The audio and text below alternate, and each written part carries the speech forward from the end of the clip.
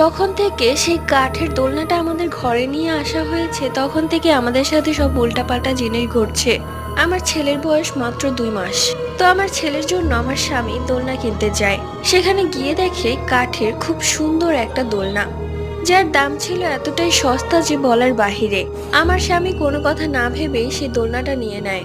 বাড়িতে আনার পর সেই দোলনায় যখনই আমার বাচ্চাকে রাখতাম, ঘুমের মধ্যে থাকলেও আমার বাচ্চা সেই দোলনাতে শোয়া মাত্রই কেঁদে ফেলতো। এত জোরে জোরে চিৎকার করে কাঁদতো যে আমরা ভয় পেয়ে যেতাম। আবার সেই দোলনা থেকে উঠালে কান্না বন্ধ হয়ে যেত। আমরা ভাবতাম যে হঠাৎ করে দোলনায় বসানোর কারণে হয়তো ভয় পাচ্ছে। একদিন রাতের বেলা আমার ঘুম ভেঙে যায়। আমি তাকিয়ে দেখি দোলনাটা আপনা আপনি দুলছে। আমি উঠে দোলনার কাছে গেলাম। গিয়ে দেখি একটি অদ্ভুত বাচ্চা, যার মুখে রক্ত মাখা, সে দোলনায় শুয়ে অদ্ভুত হাসি দিচ্ছে। এটা দেখে আমি এক চিৎকার দিয়ে অজ্ঞান হয়ে